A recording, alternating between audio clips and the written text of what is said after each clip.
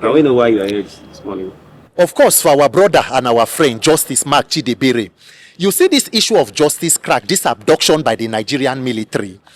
It will be a means to an end to know that citizens have rights and that nobody should be criminalized, because what justice they suffer, no Nigerian should be made to suffer it. For speaking up that the Nigerian military should be taken care of and fed properly, a person was abducted, tortured, detained before being handed over to the DSS. And guess what? The military even instructed the DSS that the blindfold they put on him should not be taken out till the military officers left the premises. It was the DSS who removed blindfold from the face of justice, meaning for as long as he was there, he was blindfolded, handcuffed and leg cuffed, dried under the sun during the day, put in a wet room at night. So we came to the court. We are the Federal High Court today. The last time when he was brought here on Monday last week, the judge adjourned to 25th of May because all the issues that happened in the court that day, I'm sure you were there. But we have put a bail application since last week, and the lawyer has also written another letter requesting that the bail dates, should be brought forward for hearing. And from what we have seen, the registrar of the court, and they have appealed to her lordship so that they can hear. It's a bailable offense, so that he can be brought out and returned to his family. He has medical conditions due to the torture from the military that needs to be attended to. Is it not unfortunate that in this country where they say they do repentant terrorists, they use taxpayer money to rehabilitate terrorists, why they do not do Operation Safe Corridor for Justice crack? Look at the video. I'm sure you saw it, the video of US military officials parading the food that they were eating. Did you look at the name tag there? A lot of them were Nigerians. They were speaking Yoruba, speaking Pidgin English. That is, people who are Nigerians serving in the US military are showing you and displaying the level of comfort that they are living in. Meanwhile, in Nigeria, when you speak up that the military of your country should be fed well, they will abduct you. You may end up languishing.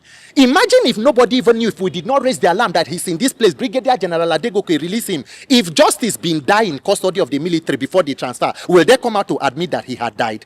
This is unfortunate. Justice will come out stronger and better, and it will be a clarion call to know that as Nigerians we have a right to speak up, and when we speak up, nobody is going to crack us. The justice crack. We'll keep pushing the case. Yeah. They want to intimidate us. They wanted to use justice as a sign of warning to the rest activists, to the rest concerned Nigerians that they shouldn't dare speak up. But the reactions from Nigerians, and in fact more justices are waking up. Yes. They are now calling them out. You see, that's why the military is coming out to explain, our officers are not supposed to be on social media. They are granting endless interviews because they know they've broken the camel's back. Yeah. So we'll keep pushing for justice. We are here at the Federal High Court today to demand for expedited and bail hearing. We'll come tomorrow. Nobody will have peace until justice gets justice. Yes, he will be released, and let it be clear that nobody should say that it was an issue of national security. The people who have made it issue of national security is the Nigerian military. Yes. As citizens, we are stakeholders in the security of this country. Yes. We are the primary victims of terrorism and insecurity. Yes. Now we, kidnappers and terrorists, they kill first, not the military leadership and Brigadier General Adegoke, who are covered by security. So we want the insecurity to end. We want military to win the war. And part of them winning that war includes a good welfare for them, because good welfare for military officers means a protected country. So what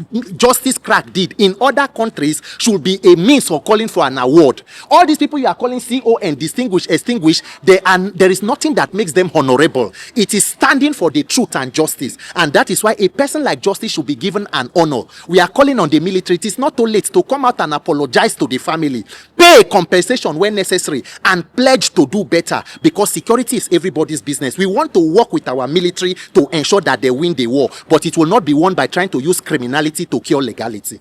What we are putting together is to ensure that we have a vehicle and a platform to rescue Nigeria. In 2027, it is not APC versus NDC. It is APC versus more than 200 million victims of criminal leadership, of bad government that has pushed people into poverty, that is incentivizing terrorism and rather pampering terrorists and detaining civilians when people are living in more extreme and multi-dimensional poverty. So what you saw in NDC convention is a coming together of people who are on a rescue mission to say, we are sick and tired of being sick and tired. We want leadership. We do not want leadership where City Boy go to Plateau State to visit victims of insecurity. City Boy go end for airport. They go carry victims, come meet and for there. How can City Boy be afraid of entering city and stay for airport? We say enough of the shenanigans. Let us elect human beings who have capacity to lead Nigeria today is led by the worst of humanity. We cannot allow the worst mislead the rest instead of electing the best to serve the rest. Simple. The day that Mahmoud Yakubu announced after his shenanigans that he had won, the day they announced that result, 2023, was like a national day of mourning. Nobody could celebrate, including the APC people who were